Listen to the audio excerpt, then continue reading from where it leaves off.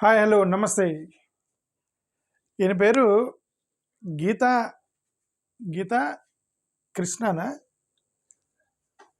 ఏం పేరు? గీతా కృష్ణ, కరెక్ట్. ఇక్కడ ఉంది గీతా కృష్ణ. ఓకే. ఈయన నాకు ఎవరో పెట్టారు, ఒక మెయిల్ పెట్టారు. అన్న, గీతా కృష్ణ అనేటువంటి ఒక అతను రిజర్వేషన్స్ మీద, షెడ్యూల్ క్యాస్ట్ ఎస్సీ ఎస్టీలకి రిజర్వేషన్స్ ఇవ్వద్దు అని అన్నాడని సోషల్ మీడియాలో తిరుగుతుందన్న, మీరు ఒకసారి రెస్పాండ్ అవ్వండి అని నాకు ఒక అతను మెయిల్ పెట్టాడు. నేను ఎవరో మాట్లాడితే నేను ఎందుకు రెస్పాండ్ అవ్వాలి అని అనుకున్నా. సరే అయినా చూద్దాము అని చూస్తే ఇతని వీడియోలు యూట్యూబ్లో కనపడ్డాయి చాలా. సరేలేండి, యూట్యూబర్ అయి ఉండొచ్చు, బట్ యూట్యూబ్లో చాలామంది వ్యూస్ కోసం మాట్లాడుతుంటారు. ఓకే, ఏదో ఒక టాపిక్ లేనప్పుడు మాట్లాడుతుంటారు. నేను కూడా అప్పుడప్పుడు టాపిక్ లేకపోతే ఊరికే ఏదో టైం పాస్ చేస్తాం, మీరు నా వీడియో కోసం వెయిట్ చేస్తారని. అలాగే ఇతను ఏదో మాట్లాడుతున్న వల్ల మనం ఎందుకు రెస్పాండ్ అవ్వాలనుకున్నా. ఇంకొద్దిగా లోపలికి వెళ్ళి చూస్తే ఇతను డైరెక్టర్ అని తెలిసింది, సినిమా డైరెక్టర్ అని తెలిసింది. సో సినిమా డైరెక్టర్ అంటే మరి డెఫినెట్లీ విల్ బీ ఇన్ఫ్లుయెన్సర్. ఇతను ఇన్ఫ్లుయెన్స్ చేస్తాడు చాలామందిని. కొద్దిగా రీసెర్చ్ చేస్తే ఇతను యూట్యూబ్లో కూర్చొని చాలా కాంట్రవర్షియల్ కామెంట్స్ చేశాడని, సినిమా హీరోలు నా కింద బచ్చాలని, వాళ్ళెవరు వీళ్ళెవరు, వాడేంటి ఈడేంటి అని ఇష్టం వచ్చినట్టు కాంట్రవర్షియల్ కామెంట్స్ అన్నీ చేశాడని చెప్పి నాకు ఒకటైతే అర్థమైంది వీడియోలు అవన్నీ చూసి. అంటే జస్ట్ అట్లా ఒక ఇండివిజువల్ సర్వే, ఇతని యొక్క పర్సనాలిటీ సర్వే చేస్తే నాకు అది అర్థమైంది. ఓకే, సరే మనం మాట్లాడదాం. అతను ఏం చేస్తాడు, అతను యూట్యూబ్లో కూర్చొని ఏం మాట్లాడతాడు అవన్నీ మనకు అనవసరం, అతని వ్యక్తిగత విషయం అది. తను యూట్యూబ్లో కూర్చొని ఎవరి మీద ఏ కామెంట్ చేస్తారనేది. But what we are worried is, being an influencer, they should not comment on the Constitution of India. నేను ఇంకోసారి చెప్తున్నా, కాన్స్టిట్యూషన్ ఆఫ్ ఇండియా రిజర్వేషన్స్ గురించి మాట్లాడే ఎవరైనా సరే, remember that you are commenting on the Constitution of India. Remember that you are commenting on the Constitution of India written by Dr. B.R. Ambedkar, not only Constitution of India, but also the sacrifice that Dr. B.R. Ambedkar has done for these reservations in India. What sacrifice in me cannot. There is something called Pune Vappanda, పూనాలో పూనా వడంబడిక అని ఒకటి ఉండేది. ఈ పూనా వడంబడికప్పుడు మహాత్మా గాంధీ గారు hunger strike చేసినప్పుడు doctor B R అంబేద్కర్కి ఆయనకి మధ్యలో కొన్ని ఒప్పందం జరిగింది. మరి దానికి స్వాతంత్రం ముందు జరిగింది, మరి దానికి స్వాతంత్రం వచ్చినాక రాజ్యాంగానికి సంబంధం ఉందంటే సంబంధం ఉంది. వీళ్ళందరికీ తెలియక నోటికి ఏది వచ్చి అది మాట్లాడుతున్నారు రిజర్వేషన్స్ మీద. నాకు ఒకటి అర్థమైంది. ఓకే, సరే ఇతను ఏమన్నాడు ఒకసారి చూద్దాం. చూడండి, ఇది ఇతను చేసిన కామెంట్స్. ఇవి ఏం కామెంట్స్ చేశాడు. Reservations were granted to Dalits అంటే అతను ఏదో తెలుగులో అని ఉంటాడు, ఒక దాంట్లో ఇంగ్లీష్లోకి ట్రాన్స్లేట్ అయింది, అది మీకు చెప్తాను. ఓకే,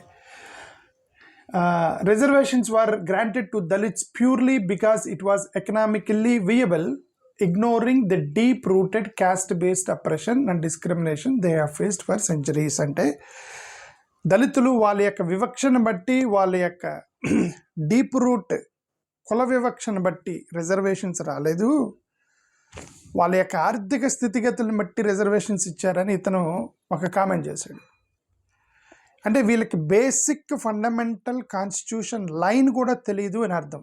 తెలియనప్పుడు మీరు రాజ్యాంగం సంబంధించిన ఏది మాట్లాడకూడదు. బేసిక్ లైన్ కూడా తెలియకుండా మన రాజ్యాంగం మీద, రిజర్వేషన్స్ మీద మనం మాట్లాడకూడదు. There is a lot of there is a great meaning which they have written in the Constitution of India. Doctor B R Ambedkar గారు రాజ్యాంగం గురించి రాసినప్పుడు 3 పదాలు రాశారు ఆయన. Socially backward, educationally backward and economically backward. Economically backward is not meant for scheduled caste. Economically backward is meant for backward communities, BC communities. But SC ఎస్టీలకి it is for socially and educational backwardness. It is not the ఏమంటారు economical వియబిలిటీ. ఇతను ఆ statement చేసి చాలామందిని influence చేసి ఉంటాడు. అది చాలా పొరపాటు. ఇన్ఫ్లుయెన్సర్స్ ఇష్టం వచ్చినట్టుగా మాట్లాడకూడదు రిజర్వేషన్స్ మీద.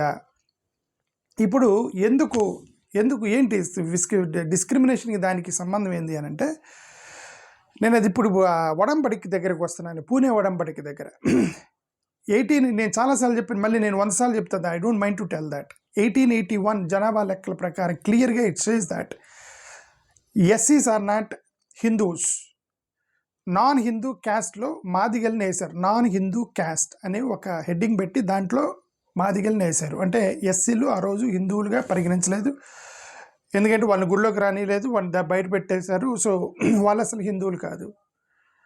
కాబట్టి డాక్టర్ బిఆర్ అంబేద్కర్ 1932లో డాక్టర్ బిఆర్ అంబేద్కర్ అందరికీ మైనారిటీ స్టేటస్ ఇస్తుంటే అంబేద్కర్ గారు షెడ్యూల్ క్యాస్ట్ వాళ్ళకు కూడా మీరు మైనారిటీ స్టేటస్ ఇవ్వండి, వీఆర్ ఆల్సో డిఫరెంట్, ఎందుకంటే మీ మెయిన్ లైన్ సమాజంలో మీరు మమ్మల్ని యాక్సెప్ట్ చేయలేదు, మమ్మల్ని హిందువులు కాదని నాన్ హిందూ క్యాస్ట్లో వేశారు, మీరు జనాభా లెక్కల్లో నాన్ హిందూ క్యాస్ట్లో వేశారు.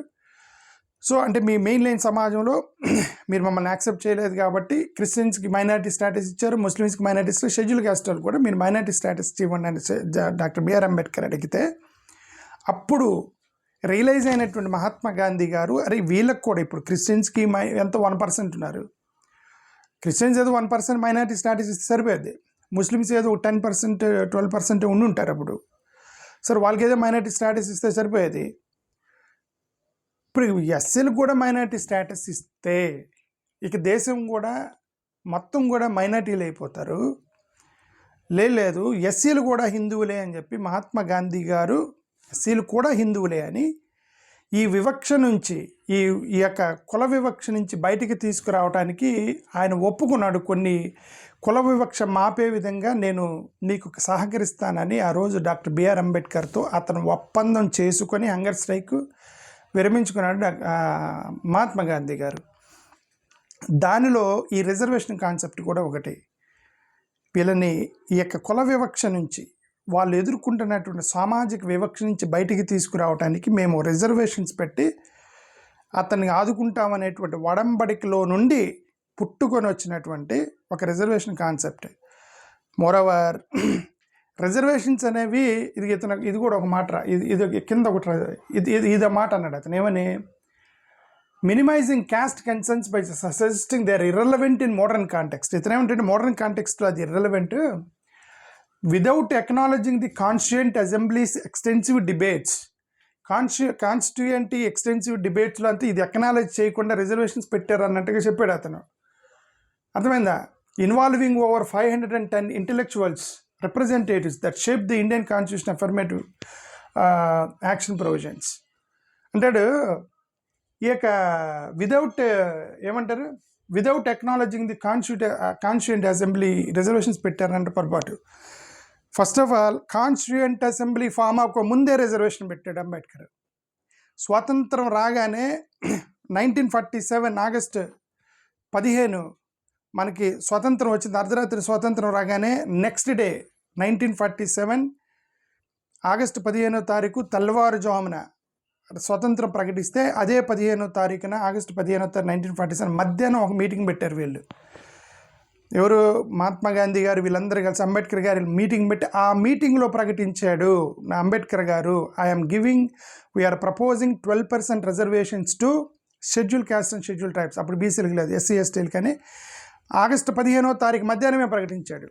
ఇక కాన్స్టిట్యూయెంట్ అసెంబ్లీలో డిస్కషన్ చేయలేదు, ఇదంతా అనవసరం. అది అసలు కాన్స్టిట్యూయెంట్ అసెంబ్లీ ఫామ్ అవ్వక ముందే ప్రకటించాడండి అంబేద్కర్ గారు రిజర్వేషన్స్ ఇవ్వాలి ఎస్సీ ఎస్టీలు కానీ. ఎందుకంటే that is part of the agreement between Ambedkar and Mahatma Gandhi.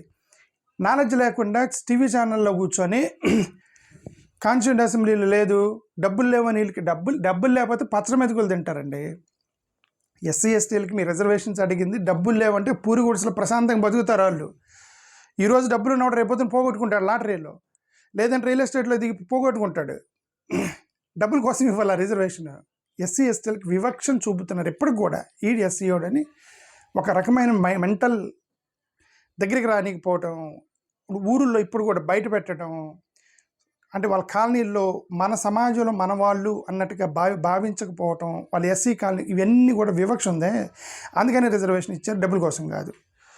Point 1. Okay, ఇతను చేసినటువంటి ఒక పొరపాటు. ఇది పొరపాటు కాదు, తెలియక ఫస్ట్ లోపల ఏదో ఉండిద్ది. రిజర్వేషన్స్ ఎందుకు వీళ్ళకి రిజర్వేషన్స్ అనేటువంటి కాంటెక్స్లో ఉంటారు వీళ్ళు. వాళ్ళకి అర్థంగా నేను అందుకే ఎప్పుడు ఐడియాలజీ అని ఎందుకు కొట్టుకుంటాను రోజు. పై మీరు ఓట్లు వేసేటప్పుడు కూడా ఒక ఐడియాలజీ చూసి ఓటేయండి. నాయకులను చూసి పార్టీలను చూసి మీరు ఓట్లు వేస్తారు, అభిమానం ఉంటే మనం ఓటు వేస్తాము. బట్ ఆ నాయకులు పార్టీలను కూడా మన ఐడియాలజీలోకి మనం తెచ్చుకోకపోతే, వాళ్ళని మనం వెనక్కి లాగకపోతే చాలా ప్రమాదాలు పడతాం మనం. ఓకే, ఒక్కోసారి నాయకులు వాళ్ళ యొక్క అవసరాలను బట్టి, వాళ్ళ యొక్క పార్టీలు వాళ్ళ అవసరాలను బట్టి వాళ్ళ లైన్ దాటుతారు, ఐడియాలజీ లైన్ దాటుతారు. మనం వాళ్ళని మనం వెనక్కి తెచ్చుకోకపోతే దాని విల్ బి ప్రాబ్లం. నేను ఎందుకు ఐడియాలజీ గురించి మాట, ఇది ఒక ఐడియాలజీ. ఇతనుకున్న ఐడియాలజీ ఏంటి? ఇతనుకున్నది రిజర్వేషన్స్ ఇవ్వకూడదు, అతని ఐడియాలజీ. తర్వాత ఏందో క్లారిటీ ఇచ్చాడు, దాని గురించి మాట్లాడదాం. ఓకే అని అతనికి ఒక భావజాలం ఉంది మైండ్లో. ఈ భావజాలం అనేది అవకాశం వస్తే తొక్కేస్తారు. ఇప్పుడు ఇతన్నే కనుక ఇతన్ని కూర్చోబెట్టి, ఏమంటే మీకు అధికారం ఇస్తున్నాం, ప్రధానమంత్రిని చేస్తున్నాం, రిజర్వేషన్ ఉంచుతావు లేదంటే 10 నిమిషాలు తీసేస్తాడు అతను. ఎందుకంటే ఒక టీవీ ఛానల్లో కూర్చొని రిజర్వేషన్స్ తీసేయాలి వీళ్ళకి అన్న ఆ భావజాలం ఉన్న వ్యక్తి ప్రైమ్ మినిస్టర్ పొజిషన్లో కూర్చుంటే 10 నిమిషాలు బిగేస్తాడు రిజర్వేషన్ ఇతను. అంతే కదా అర్థం. కాబట్టి మీరు ఎన్నుకునే నాయకుల్ని మీరు భావజాలాలు వాళ్ళ ఐడియాలజీని కరెక్ట్గా సూటబుల్గా ఉన్నారా లేదో చూసి ఎన్నుకోండి. నేను మొత్తుకుంటుంది అది. ఓకే, నేను ఇది మాట్లాడుతున్నానని కొన్ని పార్టీలు మరి నా వీడియో లైక్ చేయడం మర్చిపోయారు, నా కామెంట్లు చేయట్లేదు, లైక్లు చేయట్లేదు, ఫార్వర్డ్ చేయట్లేదు, నన్ను బహిష్కరించారు కొన్ని పార్టీలు. ఓకే, దట్స్ ఓకే, వాళ్ళు రియలైజ్ అవుతారని నేను అనుకుంటున్నాను. నేను I'm standing on my word, అంటే నా ఐడియాలజీ మీద నేను నిలబడ్డాను. సరే, వాళ్ళే నన్ను ఓన్ చేసుకుంటారు, లేకపోతే లేదు, వాళ్ళ ఇష్టం. ఓకే, నేనేమన్నానంటే ఒక ఐడియాలజీని దాటి మనం పోకూడదని నేను పదే చెప్తుంది అది. ఓకే, బీపీఎల్ ఇతను ఏమంటాడు, బ్యాక్ ఫైర్ అవగానే ఇదిగో 2 పోస్టులు చేశాడు ఇన్స్టాగ్రామ్లో. మళ్ళీ ఇతను ఏం పోస్ట్ చేశాడు, బీపీఎల్ బిలో పావర్టీ లైన్, దారిద్ర్యం రేఖ కింద బతికే అన్ని కులాల పేదవారికి రిజర్వేషన్ ఉండాలి, దట్ ఈజ్ మై పాయింట్. అది సెకండ్, దానికంటే ముందు ఇది పోస్ట్ చేశాను. నేను వివరణ ఇస్తాను. ఇది బ్యాక్ ఫైర్ అయింది. అతను మాట్లాడగానే టీవీ ఛానల్లో బ్యాక్ ఫైర్ అయింది, సోషల్ మీడియాలో తిప్పినట్టున్నారు. ఇతని వివరణ ఇచ్చాడు. వివరణ, నేను దళితులకి ఇచ్చే reservation BPL below poverty line, దరిద్ర రేఖ కింద ఉన్న ప్రతి ఒక్కరికి ప్రభుత్వ రిజర్వేషన్ ఆర్థిక సహాయం అందాలి అన్నాను అంటాను. ఓకే, ఎస్సీలకి రిజర్వేషన్ ఇచ్చినప్పుడు ఇక దారిద్ర్యం పైన అయినా సరే ఇది దరిద్రమా అదృష్టమా దురదృష్టమా కాదు, వివక్ష ఉందా లేదా? మీ మైండ్లో ఏ రోజైతే వివక్ష అనేది పోతుందో, పెళ్ళిళ్ళు చేసుకునేటప్పుడు ఈ క్యాస్ట్ ఏందని ఏ రోజైతే అడగరో, ఇళ్లలోకి వచ్చేటప్పుడు ఈ క్యాస్ట్ ఏందని ఏ రోజైతే అడగరో, మీ మంచాల మీద కూర్చున్నప్పుడు ఈ క్యాస్ట్ ఏదేదని మీరైతే బాధపడరో, ఆ రోజు ఉన్నంత వరకు రిజర్వేషన్స్ కావాలి. అది doctor B R Ambedkar and Mahatma Gandhi చేసుకున్న ఒప్పందం. Provided that he accepted that these non Hindus are considered as Hindus from that time onwards. అదంతా కూడా ఒక పెద్ద చరిత్ర జరిగింది. ఇదంతా కూడా వదిలేసి ఓకే, ఇది అదే ఇంక బిలో పావర్టీ లేదు, పెద్ద యోగ పావర్టీ లేదు, షెడ్యూల్ కేసు రిజర్వేషన్ ఇవ్వాలి అంతవరకే. ఓకే, వాళ్ళ మీద వివక్ష పోయేంత వరకు దరిద్రం రేఖ కింద ఉన్న ప్రతి ఒక్కరికి ఇవ్వాలని, ఆర్థిక సాయం అందాలి అన్నాను. ఓకే, నేను ఎస్సీ ఎస్టీ బీసీలకు ఇవ్వకూడదు అనలేదు, అనను కూడా. అలా అర్థంగా ఉంటే నన్ను క్షమించమని కోరుతున్నానని క్షమాపణ చెప్పాడు. ఓకే ఫైన్, రియలైజ్ అయ్యి క్షమాపణ చెప్పారు. ఈయన క్షమాపణ చెప్పారు, మంచిది. But we should not blame him, because ఒకసారి అపాలజీ చెప్పిన తర్వాత they should not be any issue. We don't have any issue. But నేను ఎందుకు ఈ వీడియో మాట్లాడుతున్నానంటే, ఇతను అపాలజీ చెప్పాడు కానీ సబ్జెక్ట్ రాంగ్లో ఉన్నాడు. అందుకే నేను క్లారిటీ ఇస్తున్నా. అపాలజీ చెప్పాడు, but the subject is wrong. Below poverty line కింద వాళ్ళకి ఇవ్వాలి, అబోవ్ పార్టీ ఇదంతా కాదు. షెడ్యూల్ క్యాస్ట్ వాడికి ఒక కలెక్టర్ని చూసినా కూడా నీకు అతను క్యాస్ట్ ఏందని అడుగుతావు. క్యాస్ట్ ఏందని అడుగుతావు కదండి. ఒక కలెక్టర్, ఒక అమ్మాయి వెళ్ళి వాళ్ళ నాన్నకి, డాడీ నేను ఒక కలెక్టర్ ఉన్నాడు, అతను పెళ్లి చేసుకున్నాడు, క్యాస్ట్ ఏదో అడుగుతావు ఫస్ట్ నువ్వు. ఎస్సీ అనగానే ఎస్సీయా కలెక్టరా వద్దులే అంటారు. అంతే కదా జరిగేది, ఫండమెంటల్ ఫ్యాక్ట్. ఓకే, అది పోయేంత వరకు ఈ రిజర్వేషన్స్ కొనసాగాలని అంబేద్కర్ పెట్టింది, మనం పెట్టింది కాదు, అంబేద్కర్ పెట్టింది. ఓకే, తర్వాత ఇది పోస్ట్ చేస్తాడు, బీపీఎల్ బిలో పావర్టీ లైన్, దరిద్ర రేఖకు కింద బతికే అన్ని కులాల ఇప్పుడు ఇక్కడ ఓన్లీ ఎస్సీలు చెప్పి ఇక్కడ అన్ని కులాల వాళ్ళకి రిజర్వేషన్స్ ఇవ్వాలని, దట్ ఈస్ మై పాయింట్. ఇచ్చాడు కదా. మరి ఓసీల్లో ఎకనామికల్లీ వీకర్ సెక్షన్స్కి మోడీ గారు 10% రిజర్వేషన్స్ పెట్టారు కదా. ఇక మీరు కొత్త డిమాండ్ ఏంటంటున్నా, మీరు ఇచ్చే కొత్త డిమాండ్ ఏంటి? మీరు చెప్పేది ఆల్రెడీ మోడీ గారు ఓసీలో ఉన్నటువంటి పేదలకి 10% రిజర్వేషన్స్ రాజ్యాంగం మార్చి మరీ పెట్టారు కదా. ఇప్పుడు మళ్ళీ కొత్త పాయింట్ ఏం లేదు మీరు తెచ్చి. కొత్త పాయింట్ ఏం ఎందుకు లేపుతున్నారంటే రిజర్వేషన్స్ ఎత్తేయడానికి లేపుతున్నారు అంతే. అది వీళ్ళు చేసేది. ఓకే సరే, ఎనివే ఇది సోషల్ మీడియాలో తిరుగుతుంది కాబట్టి క్లారిటీ కోసం మీకు చెప్తాను. థ్యాంక్ యూ, నమస్కారం.